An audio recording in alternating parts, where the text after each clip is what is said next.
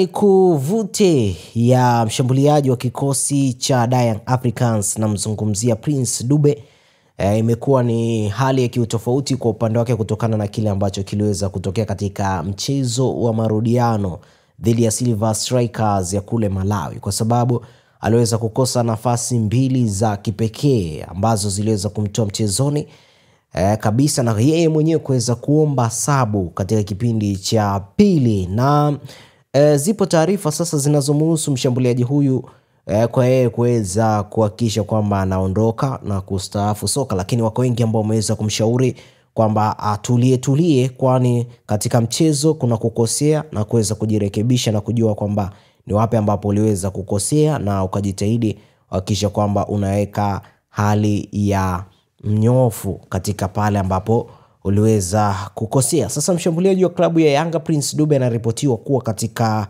mawazo mazito ya kustaafu soka, kwa mujibu wa taarifa kutoka kwa rafiki yake wa karibu.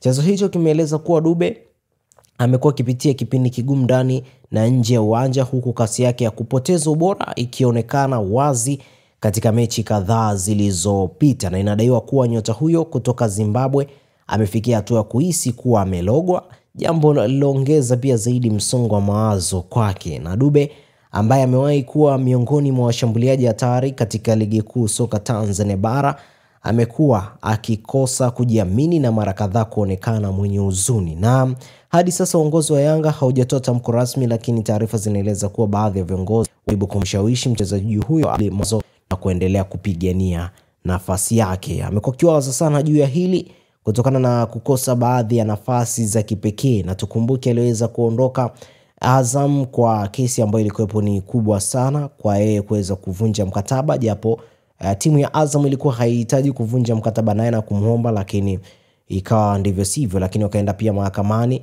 kutokana na kile ambacho kilikuwepo dhidi ya kesi yake na Azam, lakini mwishoni Yanga wakaweza kumchukua na kulipa fedha ambazo zilikuwa zinamhitaji yeye kuweza kulipwa na Azam FC. Kwa hiyo ameamua yeye kuweza kustaafu katika soka, lakini japo wapo wengi ambao wanasema kwamba aendelee kuvumilia japo katika mechi kadhaa angalie kwamba nafasi itakuwaje, itakuwa vipi, ili kuweza kuhakikisha kwamba anazidi kuhakikisha na afanye vizuri zaidi katika kikosi cha Jangwani au popote pale atakapoonekana. Kumekuwa na taarifa nyingi sana kumhusu Dube kuhusiana pia na kulogo, lakini haya ni mambo ya kiimani na mashabiki huwa wanasema chochote kile ambacho huwa kinatokea, hawaui kimya. Huenda tu wakisikia kusema hichi wanasema, lakini tuseme tu kwamba Dube huwa anapata nafasi ambazo ni nzuri, lakini ni kutuliza kichwa kwake kuna mfanya pia kutokuweza kufanya vizuri. Labda huenda akiachana na imani ya kuweza kusema kwamba analogwa, huenda pia akaweza kufanya vizuri uwanjani.